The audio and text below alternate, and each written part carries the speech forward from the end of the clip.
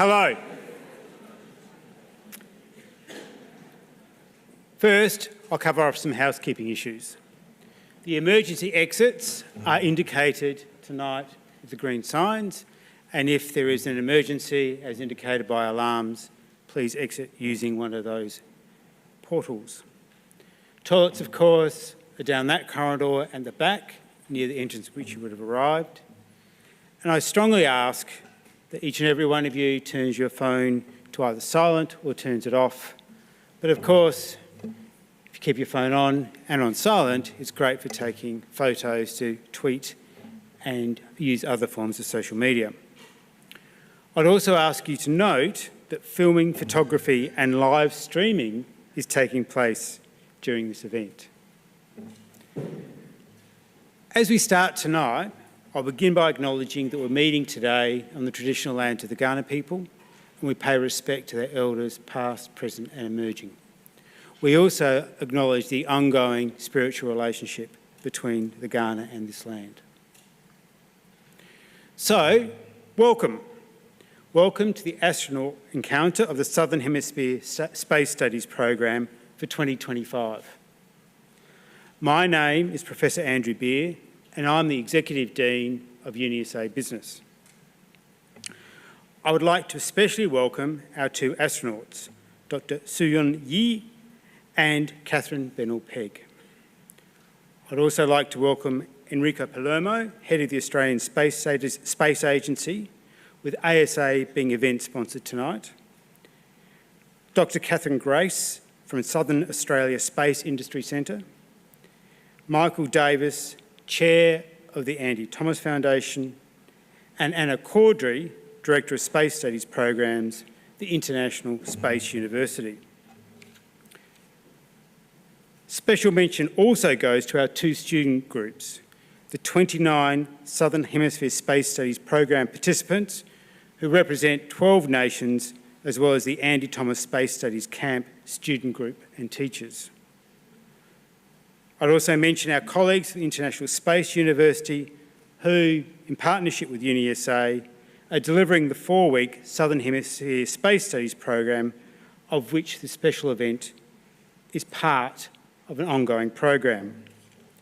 And I warmly welcome all of you, all of our wonderful audience members, both here in the Alan Scott Auditorium and those who are joining us online.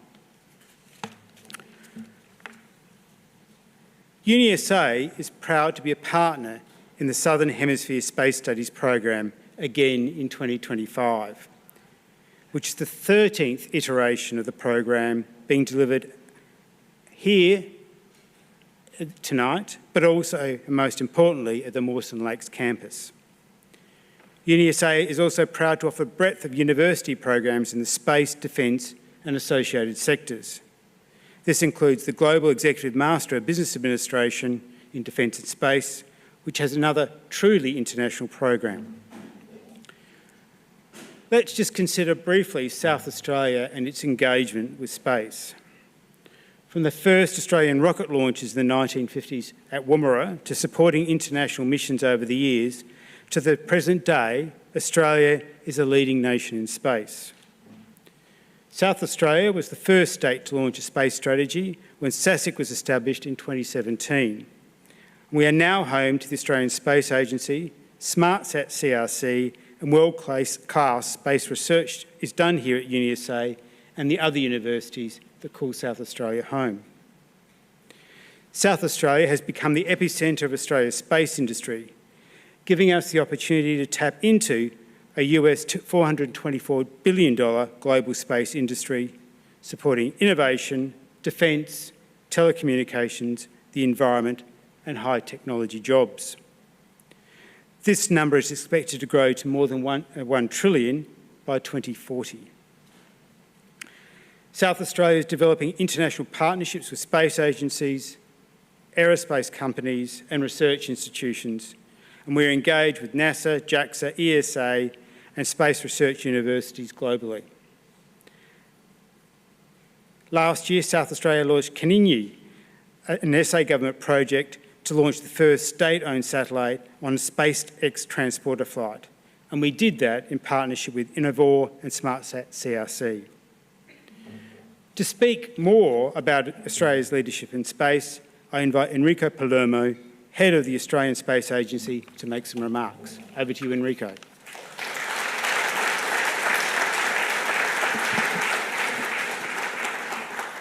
Thank you very much, Andrew. What a wonderful turnout this evening, and it's wonderful to see so many students in the room, and I hope you have your questions for our guests this evening. Let me too start by acknowledging that we meet on the land of the Kaurna people, and I pay my respects to the elders past and present, and extend acknowledgement to any First Nations people joining us here this evening. As a proud ISU alum, I studied at the summer session program in Strasbourg in 2006. I really want to express my gratitude to ISU, the University of South Australia, the South Australian Government, and other supporters, including the Annie Thomas Space Foundation, SmartSat, CRC, and others, to have brought the Southern Hemisphere's summer session program back here in Adelaide, the 13th time, and that's great. Adelaide is such an important fixture in our national space ecosystem, particularly with the headquarters of our agency here. Space is often referred to as international team sport. ISU has a proud legacy in being that connector in your studies, but also as you take your careers forward. And it's wonderful to see such a diverse cohort of students from 12 nations here this year. The Australian Space Agency is proud to be the program sponsor for tonight, and that's part of delivering one of our key functions for government. And one of those key functions is to educate the community, the Australian community, on the importance of space to our economy, to our society, and to our security. Space-enabled services and technologies are critical to life in Australia. It's woven through our society. If you think about it, we rely on them to deliver essential services from emergency management to navigation to communication, transportation, agriculture. And such, we need to ensure we have a vibrant space sector. Additionally, data from space is critical to understanding our planet. The world climate models rely on what's called 55 climate essential variables. More than half of those variables can only be continuously monitored from space. So those two reasons are alone why we have a space agency and why we need a vibrant space sector here in Australia to maintain access to these services. But we also need space because it inspires us and it forces us to innovate and think differently. And tonight we're going to hear a lot of inspiration from So-Yun and Catherine, and I hope you have your questions ready for that. But going back to about working in space requires a different mindset and approach. It forces you to innovate, often with less. And history has countless examples of spin-offs or technologies that have resulted from space exploration, from human spaceflight, from the cameras on your mobile phones to technologies for fire retardancy and water purification. And Australia is adding to that today through our space sector. We have some great examples here in South Australia, from Fleet Space Technologies and the work they're doing to disrupt how we can find critical minerals for the green energy transition, to the ARC Plants for Space Centre of Excellence down the road at the University of Adelaide. They're looking at how you can grow duckweed, which is this nutritional leafy plant. And if you can grow that in space, you can synthesize plants and proteins and medicines. That's going to have spin-backs to food, addressing food scarcity and water scarcity here on Earth. And they're just a couple of examples of the fascinating things happening in Australia's space sector today. So finally, let me say 2025 promises to be another momentous year for space in Australia. We're just a matter of weeks from seeing the world's first commercial return from space to the world's to a commercial range. So the US company Varda Space Technologies is going to return a capsule to the desert, what's called the Caniba test range, which is run by Southern Launch near Seduna. They're working how you can manufacture medicines in space, because in space you don't have that zero-G vector, and our astronauts, I'm sure we'll talk about this tonight, allows us to do new and innovative science. We're going to see Gilmore Space Technologies. This is a company developing Australia's first fully sovereign launch rocket, attempt their orbital launch very soon. And later this year, we'll bring the world space community back to Australia with the International Astronautical Congress in Sydney. They're just a sample of what's to come this year. as we continue to grow our space sector here in Australia. But that's enough from me. As I said, we're very proud to sponsor tonight and really thank both our astronauts and Anna for facilitating tonight's panel, and I hope you enjoy the evening. Thank you.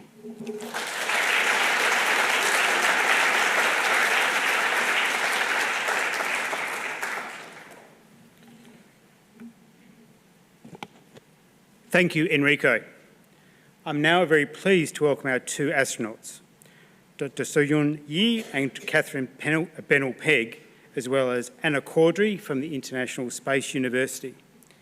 Anna will be facilitating the conversation with our two astronauts. This will include a Q&A session where we'll be drawing on our questions submitted by the audience prior to the session. Thank you very much.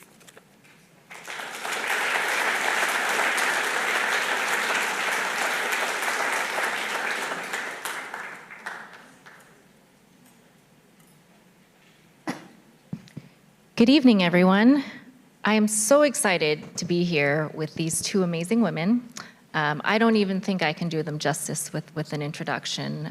We already heard from Andrew and Enrico. Soyun Yi is the first South Korean astronaut in space. She performed experiments up there, spent 10 days, experiments also on herself, which we're excited to hear about. And Catherine is Australia's first female astronaut. I think a lot of the audience here, actually, can I get a show of hands of students in the audience? Future of Australian space here. How about those of you that work in the space sector here? Okay. And the rest of you are like me. I am a space geek. I will admit it. And so that qualifies me to pilot tonight's fireside chat into your journey as astronauts, where that's landed you today, how you use that experience and that training, and how you see the future of space. So if you could tell us a little bit about yourselves, how you started out as an astronaut, Catherine. I'd love to hear, was this when you were 5 and drawing, staring up at the moon, or was it, what sort of journey was it? Yeah, thanks, Anna, and thanks everyone for coming as well. I'm thrilled to be here to have the chance to speak to and hopefully meet many of you, and also to be here with Anna and Soyun as well. Yeah, for me, becoming an astronaut, it's a huge honour, and it's the culmination of a childhood dream come true, yet it's still just the beginning. So I was a kid, like perhaps some of you in the audience once, that used to lie on the grass and look up at the sky and just be mesmerised. And when I learned that some of those stars were actually planets and no one had ever seen them up close with their own eyes, as a kid, I wanted to be the one to go explore them with my friends. And it's a natural extension, I think, of that childhood curiosity to look under a rock for bugs or to climb a tree. It's that feeling you get when you stand on like the ocean and look at the horizon, or climb a mountain and look at that view, that sense of awe in the natural world and discovery that's led humans to dream, to explore our world, to try and understand it, and as an extension of that, to also explore space. And so for me, I shared that feeling, which is also shared with 7 out of 10 Australian kids under 12 today. And I was stubborn enough to never let go. I was lucky enough to be raised in an environment conducive to, you know, aspiration. So when I was in year 8 and I was asked at school, what do you want to be when you grow up? Write 3 choices. I just filled out 1. Astronaut, of course. What else is there? You know, and rather than, you know, belittle me, I was set off with the task to figure out what that would take, and probably hoping I would see the realities and the sense in it. But what I learned was actually encouraging. What I learned was that to be an astronaut, you can have a career in almost any STEM field. You can be a scientist, you can be an engineer, you can be a medical doctor, you can be a pilot, you can be combinations of those things. And if you do well at it and fulfill some other criteria as well, you have a chance to apply and be an astronaut. And so that sounded great. And for me, I pursued ultimately engineering. I had initially wanted to be a pilot after doing aerobatic pilot training as a teenager. But in the end, I was selected as a pilot and then got a yellow flag in the medical, which steered me towards engineering. And I loved engineering. I fell in love with it. But when I started engineering, I didn't really know how to code. I'd never written a line of code. I'd never used a drill. I just knew that my degree had the word space in the title. And so I was like, well, if I can't be a pilot, I'm going to do that. And actually, I fell in love with it. I learned to get along with it. And what I also learned, though, was that Australia didn't have a space agency, let alone an astronaut program. I'd been thrilled to go to talks by Australians that had been to space as astronauts before, Andy Thomas, Paul Scully-Power. I'd heard of Phil Chapman. And what they showed me was that as an Australian, there is a path if you go overseas. So that's what I did. And space engineering as a career led me to work on some of the most wonderful missions I could have ever hoped for. 6 different countries, launching rockets under the Aurora in Sweden, working on the vehicle that's sending humans back around the moon's space stations and with wonderful people. And it was when the Australian Space Agency finally set up in 2018 that shortly after that, I and many of my colleagues came home to help grow Australia's space sector. And that was the beginning. But yeah, we can get into the other parts later. I just have to ask, what is a yellow flag? So I got through the medical, I got through all the boards, and then they went back and re-reviewed my medical, and I had a low white blood cell count, and they wanted to investigate, which delayed my entry. But actually, just to come full circle on that, because I had that investigated later, I went to the astronaut selection this time with a stack of medical reports. And I do not know if it made a difference or not, but maybe it did. So you never know. So what appeared to be maybe something negative turned into a positive, and it really helped you with your... That's how I see it, yeah. And so Yan, tell us about how you became an astronaut.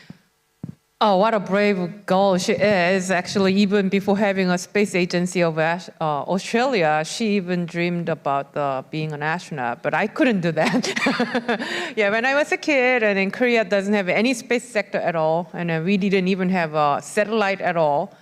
So as a kids who grow up in that kind of underdeveloped country, because when I grow up in Korea, South Korea, nobody knows about South Korea, and we are right after the war, and quite hard to feed all the citizens. So we couldn't think about space at all. I even couldn't look up to the night sky at all. And then I'm the first college goer in my whole town and whole family and a kind of person. So I couldn't have any chance to think about space or engineering and STEM and kind of like that. But once I go to the school and study, I love math and science and study engineering. And at some point, I got an announcement from the South Korea. They will pick one person to send to the space for the space experiment. And even until that time, I've never dreamed to be an astronaut, but I feel so fascinated about, oh, we can do the experiment in space rather than the boring underground lab where I'm working every day. So I applied. So that was how I became like that. I'm really glad that you both became astronauts because it is not my top choice. I do not ever want to go to space, and I love that I am in business supporting you both in your journey. Thank you very much. We need people like you. Yes. Thank you for taking that risk for all of us. So as I look around today, it's really a diverse group, and I'm so excited for you all to be part of this journey and for the Space Studies program that we mentioned that's taking part here at Mawson Lakes.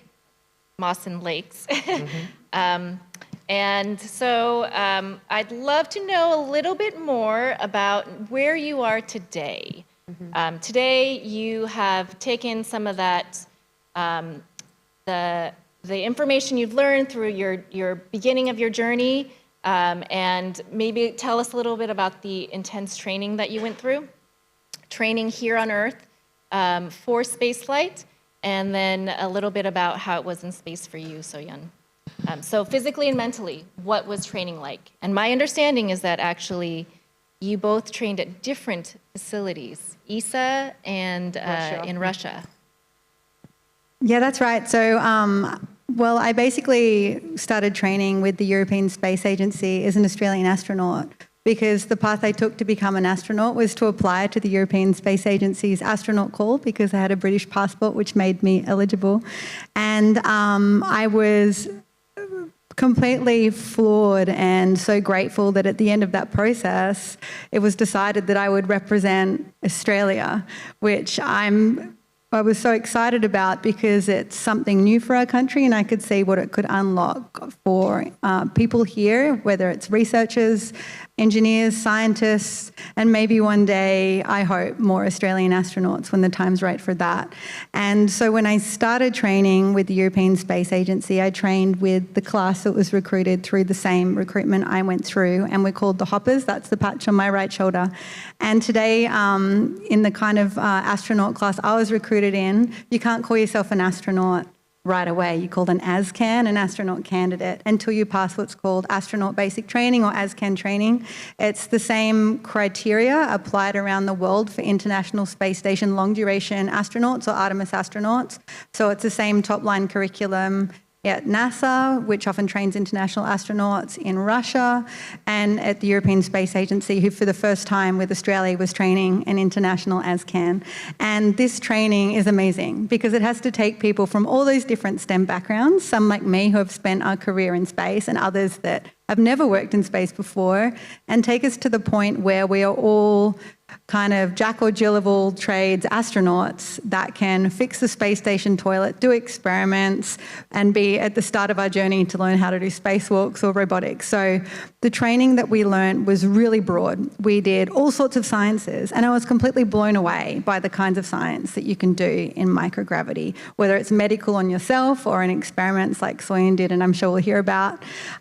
We did engineering for spaceflight in general, and also more tradey skills, because there's no gyms call and bring a tradie up to the ISS to help you out when something breaks. You have to be able to handle it amongst your crew.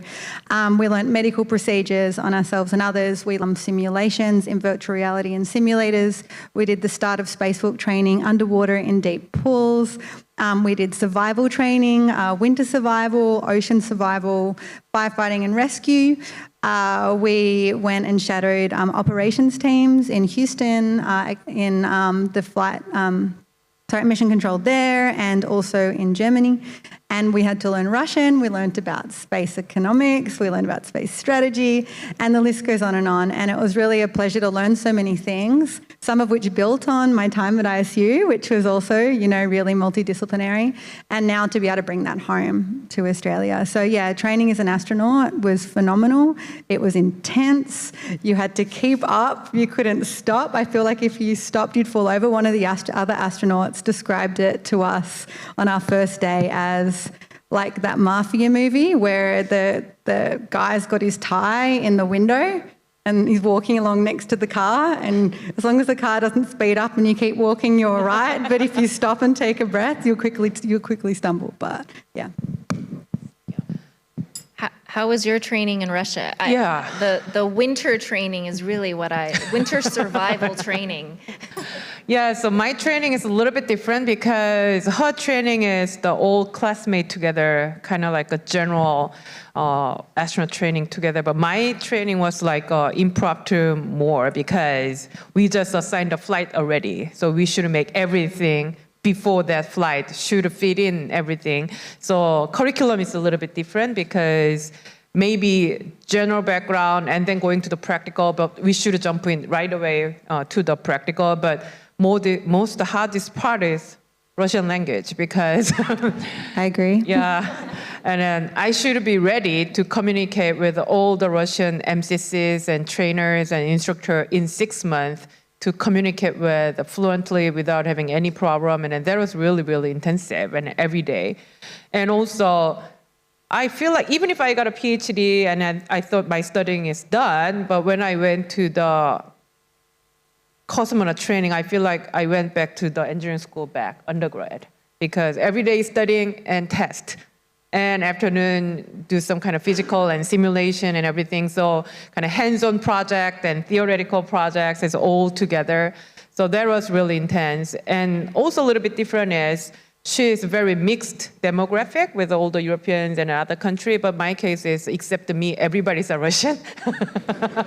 Yeah, everybody's a Russian. And then, so even outside of the Russian language class, every day 24/7 is my Russian language class because I should follow them. And as you can say, winter survival and sea survival was really, really hard. And then, frankly speaking, physically, overall training was not that hard, as kind of a little bit less than I expected, because before going there, oh my God, can I make it? It might be really, really intensive, but not much like that ordinary training. But sea survival training, I lost 5 kilograms of my weight in 2 hours. Yeah, best way to lose your weight, but it's not healthy way, because only with the sweat, because you are inside of the capsule and then kind of floating above the Black Sea, and inside the temperature is 50 degrees Celsius, and you take off the spacesuit and then put on the rubber kind of orange suit to get out of the capsule, keep sweating, keep vomiting. So that makes a 5 kilogram loss in 2 hours. And then, that was crazy. And doctor keep telling me, like, Soyeon, if you feel so hard and stressful, and if you think you cannot make it, you just let us know, we will stop.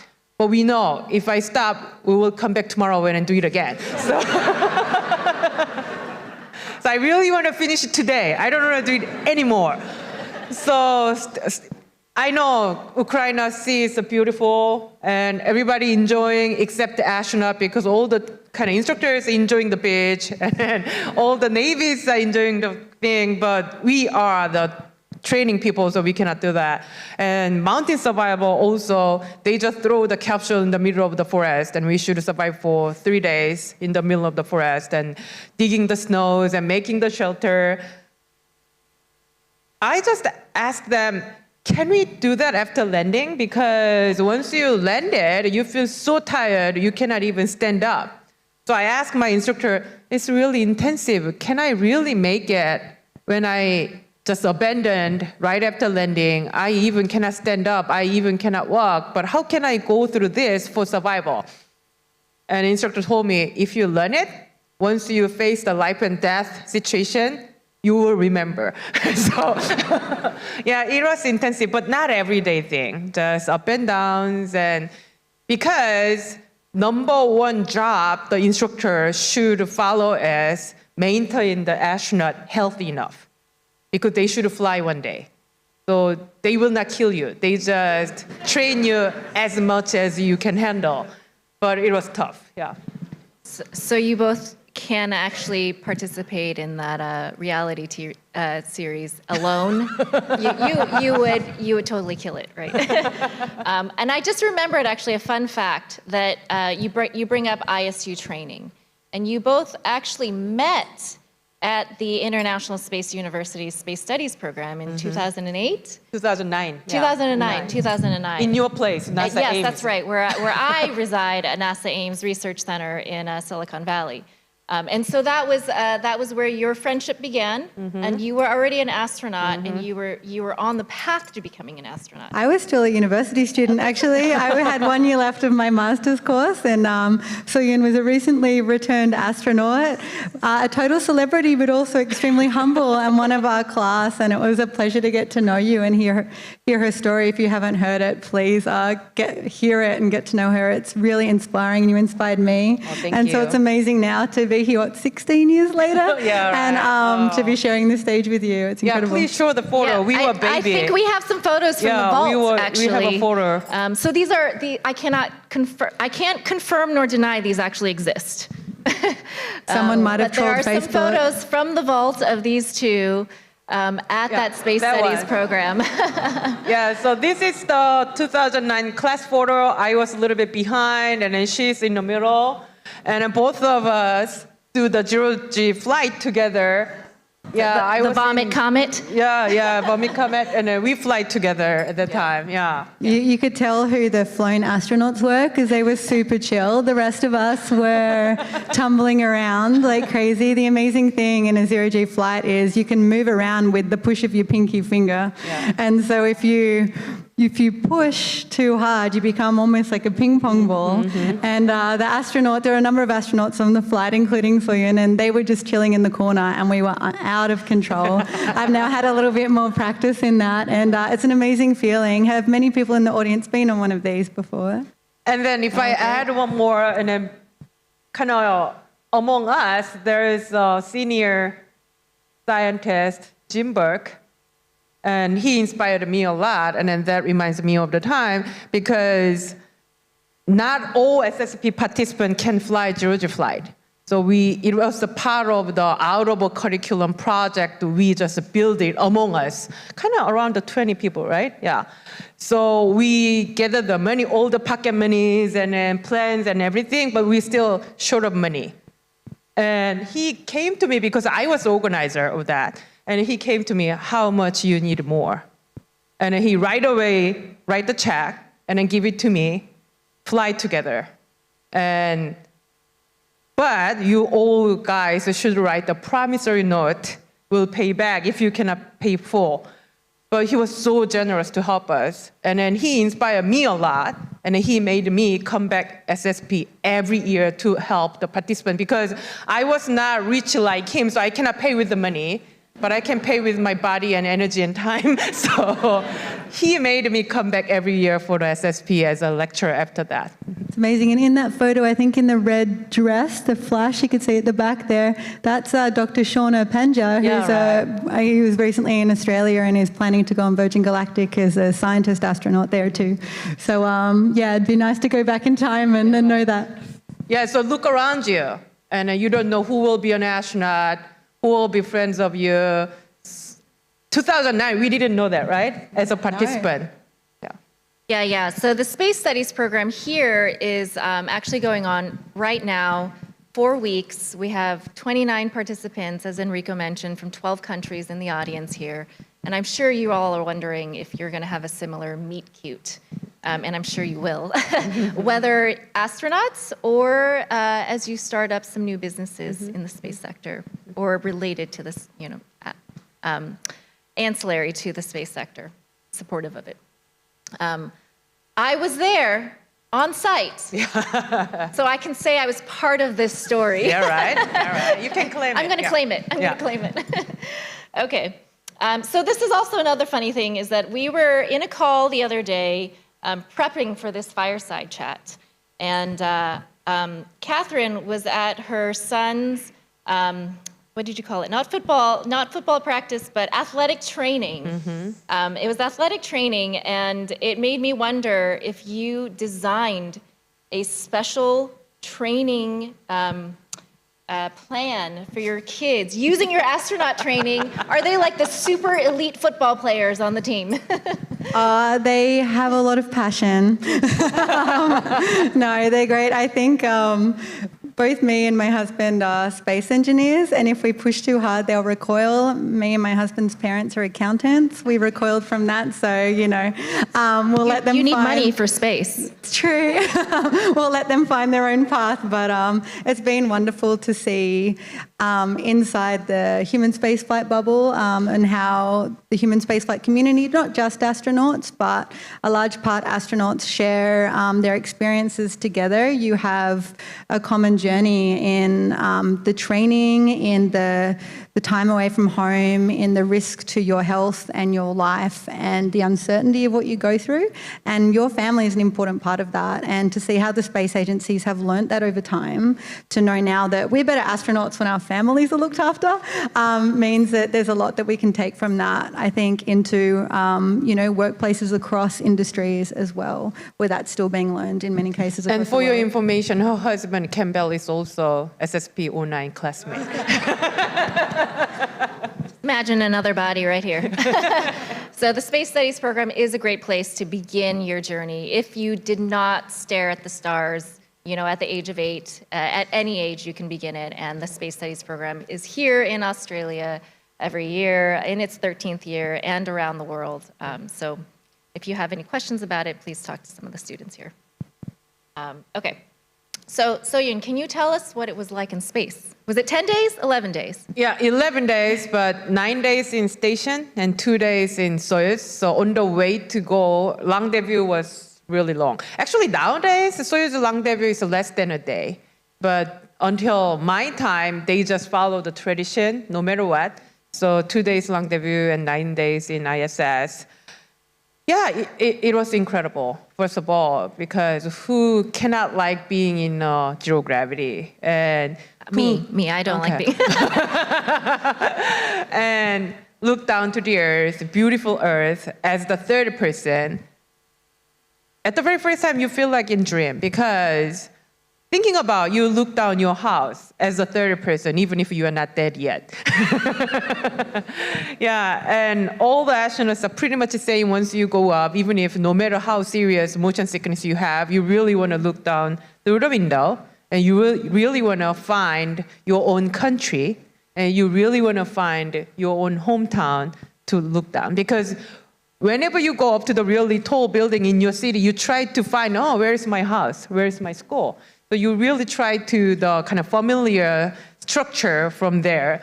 And yeah, that was incredible.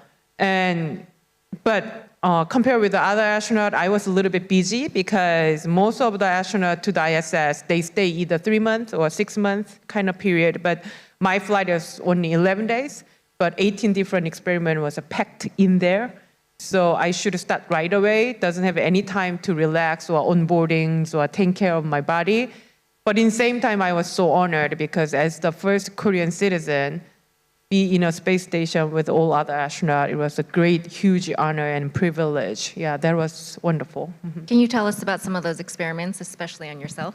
Yeah, so 18 experiment was proposed by the Korea's research institution and engineering schools and some kind of company. So not only for an astronaut, but also for the space experiment, we had a huge competition.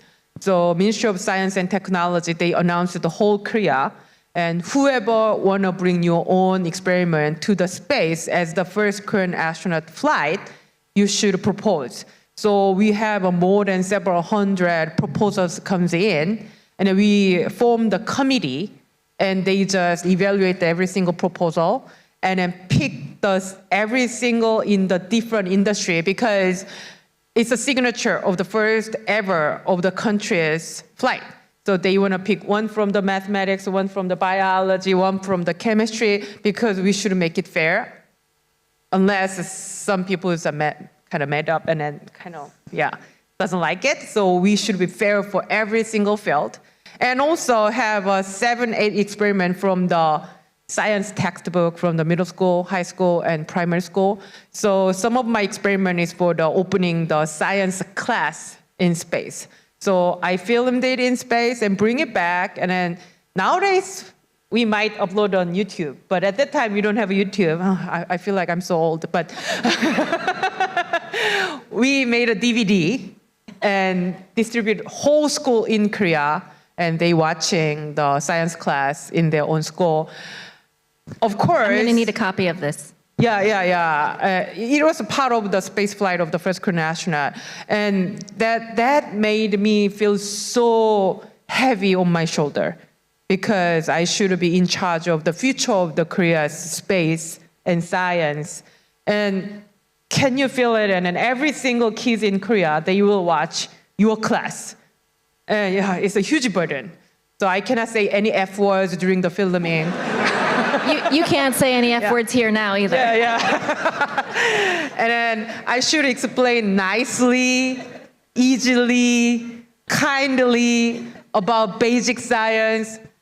You know what? As an engineer who already worked in the engineering field more than 10 years, it's really hard. Not as a non-teacher, So, but it is really meaningful. Still, whenever I go to right now I'm living in US, but whenever I go to the Korea and then some kids come to me and, oh, I watch you, and oh, I read about you. And then, that makes me feel so responsible for the future.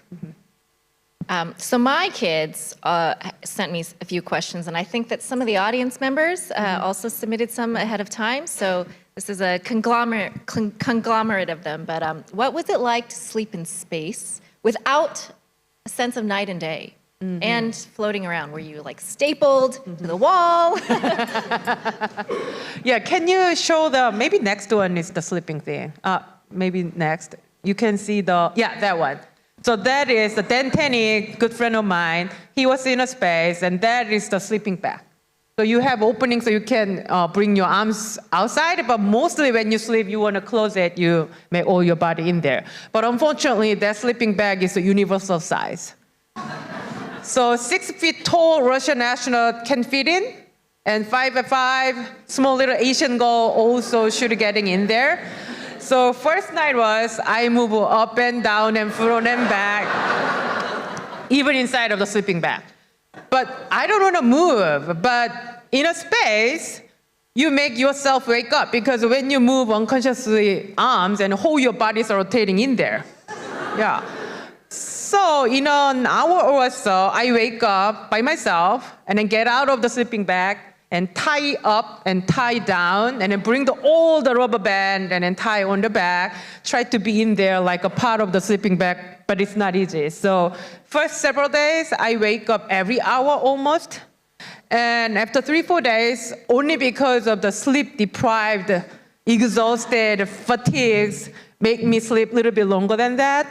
And as I checked with the other colleague astronaut, it takes a month or so to adapt to fully to sleep longer than 4 hours or 5 hours. So it's kind of disturbing, but how can you complain? You are in a space. And more funnier thing is, we are so up. All the astronauts, even if they're third flight or second flight, no matter how long you've already been there, most of the astronauts are very up. So even if we cannot sleep, during the day, we never feel sleepy or tired because we have all the missions are lined up and every single minute even. So that was a really interesting experience. So it's like a party all day long. Yeah, party all day long, yeah. Okay, so then for the space industry here, what you're asking for is a customized sleeping bag. Yeah. Maybe in the future, commercial space era, they really want to make it. But those sleeping bag is for the astronaut like us, like under the government. We should do whatever we need to do. And it's really, really careful to complain about anything because it's a big honor to be there as a representative of your country. But when you have a commercial tourist who can complain anything. Business class. Yeah, like a guest of the hotel, you can complain anything about hotel. Get a bad review. Yeah, right, bad review, and then I will give you 2 stars. That kind of people, they really want the customized sleeping bag. It's really only been in recent years that suits for women have been designed. Previously, it was a Universal, and when we say universal, customized to a male's body. So that is great, and I'm glad that women are more able to do what they need in space. Food. So did they prepare you for the food in training for the food you would get in space? We certainly had space food lessons. I mean, a lot of the food you can eat in space these days is better than it used to be. So it kind of started out with, tubes and cubes, it's called, where it's like you squeeze it out of a toothpaste-like tube, or it's dehydrated cubes. Now you can eat a lot of foods as long as it's not fresh, because it shouldn't have bacteria on it, or it shouldn't crumble, because if something crumbles, it would get in your eyes or in some instruments, and that's just a bad day for everybody. So basically, you can have nuts, M&Ms, you can have tortilla, but not bread, so it means you can have pizza, you can have pancakes, you can have all sorts of things, but there's no oven in the traditional sense, you don't really cook. But food is really interesting as a psychological team bonding piece. So as part of your food, the vast majority is just the food you get, sort of like rations.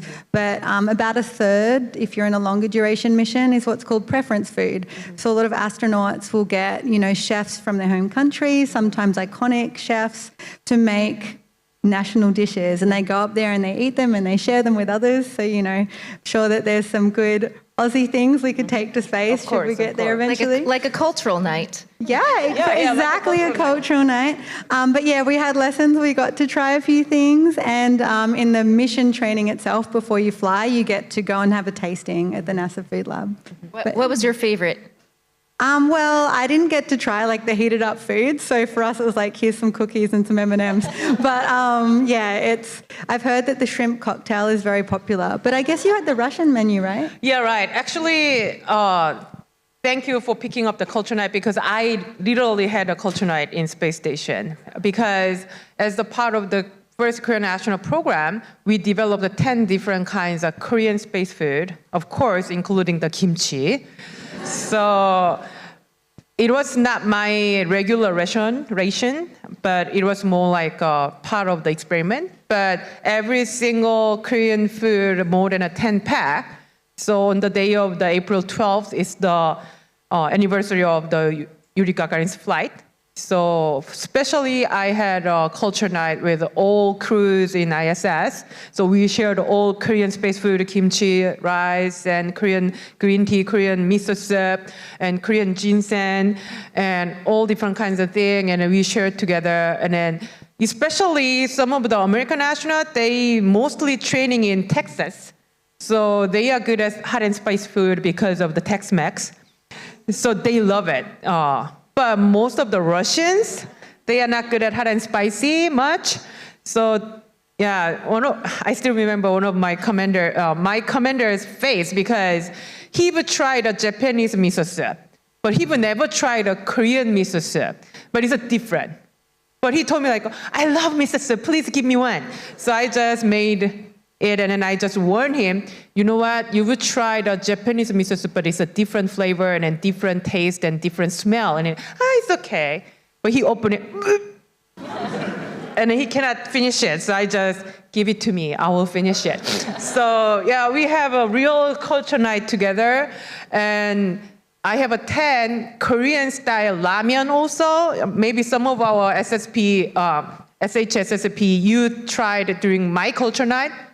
We brought it, and then one American astronaut, he blocked me to open any other ramen on that night because he said that you will go back in 5 days. I should be here 3 months. He wanted to keep your stash. Yeah. Keep it as much. Don't open it. And none of these people knew that you were actually experimenting on them. Yeah, right. You wanted to see what was going on. Yeah. Can we pull up that toilet again? Yeah. Who is in charge of that toilet? Yeah, can you show the toilet? So after culture night, hopefully you were not the expert. That's the kind of, it is not an ISS toilet. It's more like a Soyuz toilet. Yeah, let me see. Yeah, it's ISS toilet. Yeah, ISS toilet. Because those yellow cone is the same as ISS and Soyuz, so I've kind of confused, but this is ISS toilet, yeah. So you should turn on the motor, and you cannot sit on because you keep floating. So you hold the bar and then push you down, not to floating during your job. And maybe a little TMI. yeah, a little TMI. But in your brain, you know, because the whole year training, my instructor told me, whatever things happen unexpectedly, you should call out all crew in the toilet. Because anything has a problem, it will be a huge disaster. Because all the liquid things are floating around and are killing everybody. So if you have any problem, you should call out all the other crews in the toilet. But as a female and only Asian, how can you call out everybody inside a toilet? So whenever I going into the toilet and then close the curtain and then turn on the motor, I'm starting praying, please. Please don't make any situation to call out anybody from here. Because if I call out, they should bring all the towels and then getting in there to catch all the droplet kind of thing. It's the mission. Because one little droplet you miss, that can kill you. Definitely, because what if it goes to the oxygen generator? What if it goes to the carbon dioxide remover? What if it goes to the energy storage? They can kill everybody, not because it's dirty, but because it's a liquid. But I already heard about some story during the training, because Malaysian astronaut, even if he didn't do anything in the middle of the job, motor goes out and everybody should run to there and help him. Oh my God, hopefully not for me. Because your computer is suddenly down without doing anything. And then suddenly you have a power outage even if you didn't do anything. So that kind of things happen. So every toilet time is a praying time for me. So you didn't just train to be an astronaut, you trained to be a plumber, an electrician, a lot of things. Yeah, so because we've been there with the 6 crews together, all 6 crews covered all kinds of job on the ground because we cannot bring all the peoples together. So one of the astronauts should be the medic. And then one of the astronauts should be a plumber. One of the astronauts should be the janitor. One of the astronauts should be the electrician. So we should share all the jobs. So hopefully we will have a bigger station and more people's up there. Maybe variety of job will be required in space, I guess. Yeah. Yeah, so think about that as the space sector broadens here, but into all the many other areas related. Okay, so I'm bringing us back into Earth's atmosphere here from in our journey, and I'm safely landing us here off the Great Australian Bight. I did my research here. So tell us, in 10 years, when we meet back here, sitting here at this fireside chat, what will we be talking about? What will space look like, space exploration? What will Adelaide look like? What a question. I think the future is there for us to shape it. It's a super exciting time to be in space right now globally and in Australia.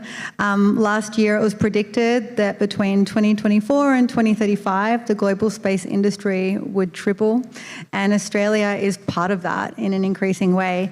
And we're really at the cusp globally for the next great space exploration and space industrialization endeavour. We've got people going back to the moon with the Artemis program. We've got an Australian rover going to the moon as part of that within the decade. And we have a whole load of other missions as part of our Moon to Mars demonstrator program associated with that as well. And, globally more may come, the future is shifting. And what I think is really interesting is something that I've been seeing throughout my career is that we're not passengers in this journey. All of us here, all of us in this room have the ability to contribute to shaping that, right? When I first wanted to work in space 16 years ago, I was just desperate to be part of any space mission, to do some analysis. Yes, I had the astronaut dream, but I knew how unlikely that was. I was like, I can't wait to hopefully one day get a space job. And then you work on an analysis, then a component, then a subsystem, then a system, then a mission, then a program, and then you might get the chance to grow your whole country's space sector, and you realize that when you build your knowledge and your connections, that you can work in teams and shape the future. You don't just have to wait and see. So yeah, I think in 10 years, I'm sure that some of the students in the audience will have contributed to shaping whatever the future may be. If plans play out, humans will be back on the moon. And I think it would be incredible when we can look at the moon one day, whenever that is, and know that people are up there in perpetuity. In the same way they're up on the space station today in perpetuity, but the moon holds an emotional, symbolic place. And who knows, maybe in time, Mars is the current hot topic. To Mars, yeah, that's right. And we can see that in the sky too. So what a time that could be. Yeah. What do you think we'll be talking about? Yeah, in 10 years, I still remember after our Zoom call, I'm digging my computer and Facebook to find a photo we took together. That, by the way, did not make it up here, and I'm not sure why, but that vault picture was great. Yeah, so 2009. I think in 10 years, I should digging my computer and Facebook again to find one of the Australian people who will be in this set, and we've taken photo during the SHSSP either 25 or 23 or 22 or 12, any kinds of, and then we just talked about, oh my God, you became an astronaut. Oh, we were, SSP together.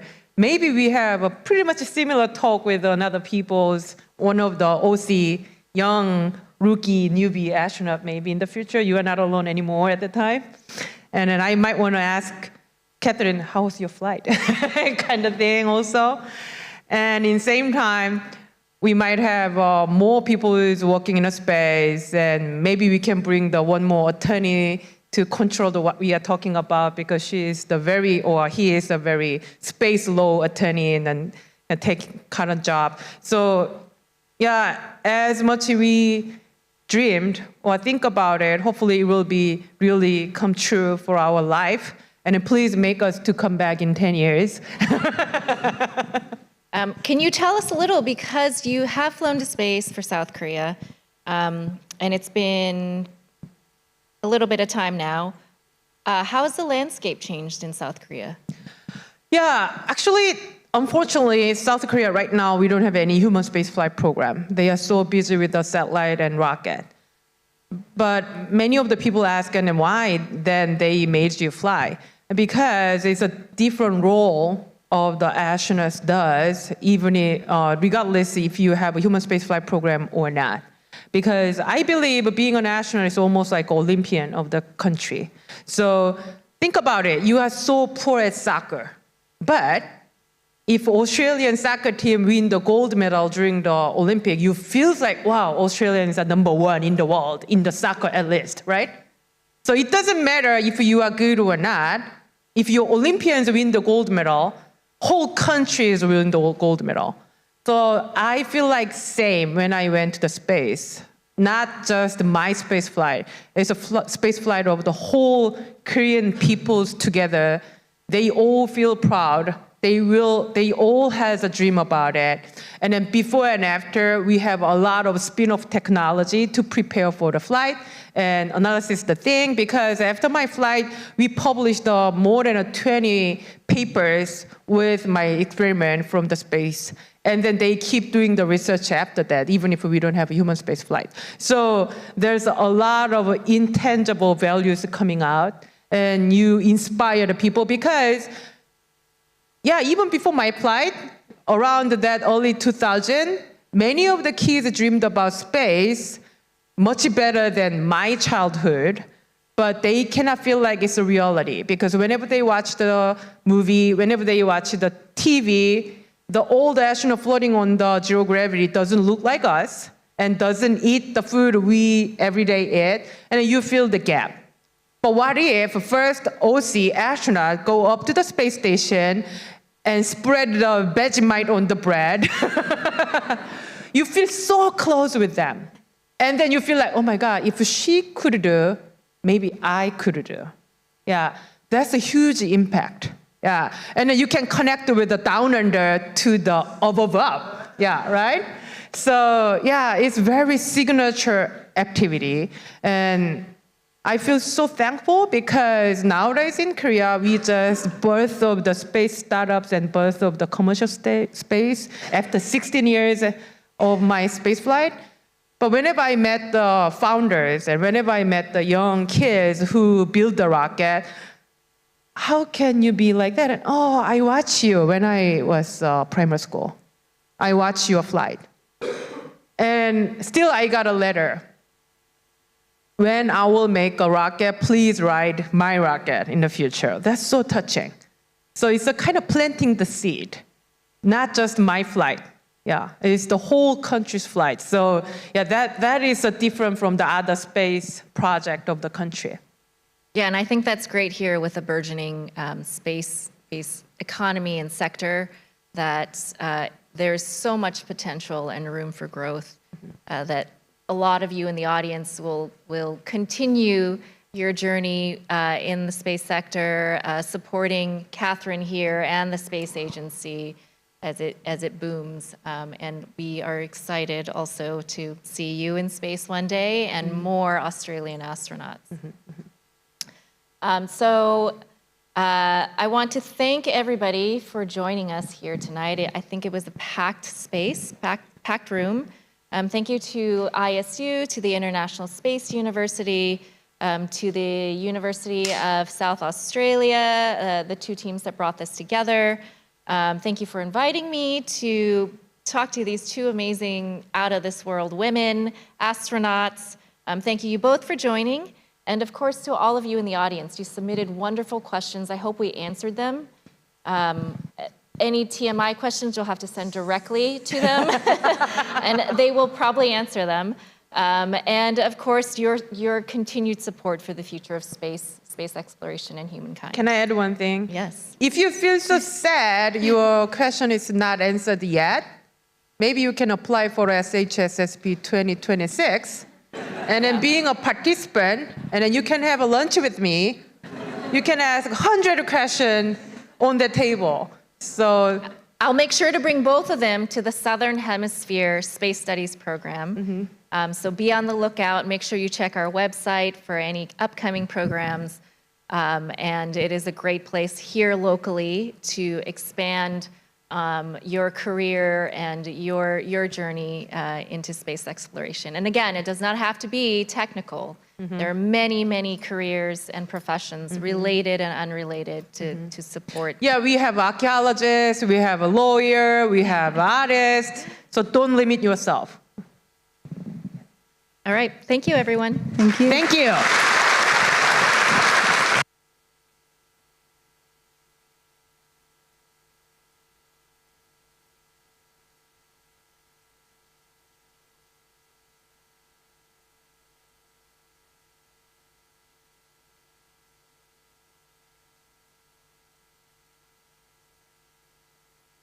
To Anna, So-Yun and Catherine for what was an excellent presentation, fully engaging and answering all those questions we never thought we'd get to ask.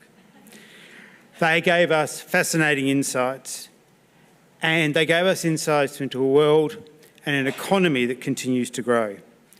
The space industry is important to Australia, and the space industry is important to South Australia, largely through the work of the Australian Space Agency and the South Australian Government.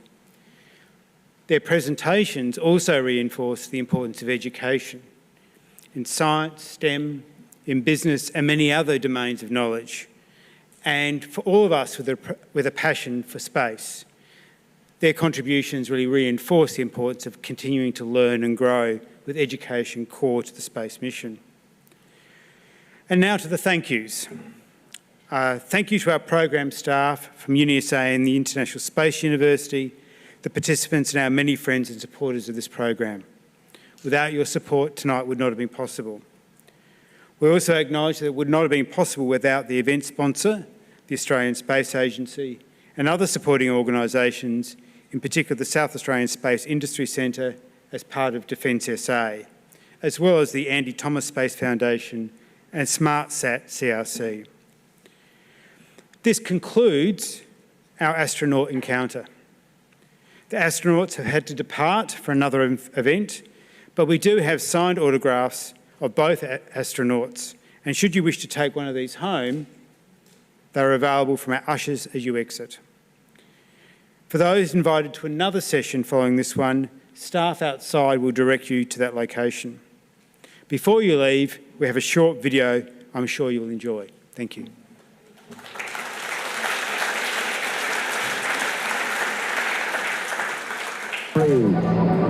Since taking that one giant leap, people have benefited from space. We have a liftoff on Apollo 11. So how can we continue to use space to improve our connection with the Earth?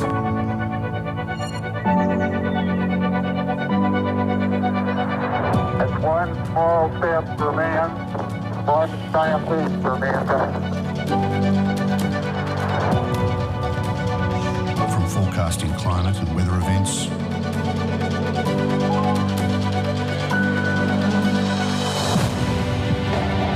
to GPS technology, location tracking and navigation.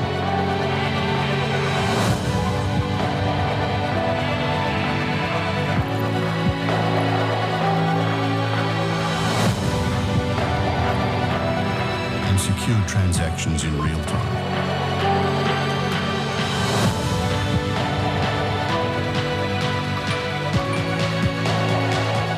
Researching, building and testing the technology that helps Australia take the next step. With Aussie companies now part of global supply chains,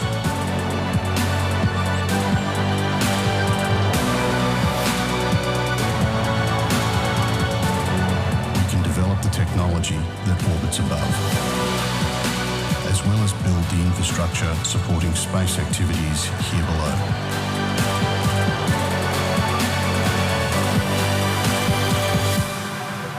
Space technology has made our lives easier and safer.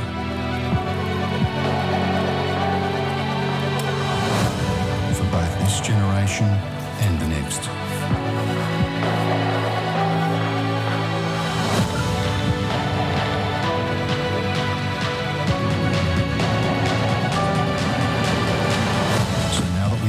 space technology does for us today, what will it do for us tomorrow?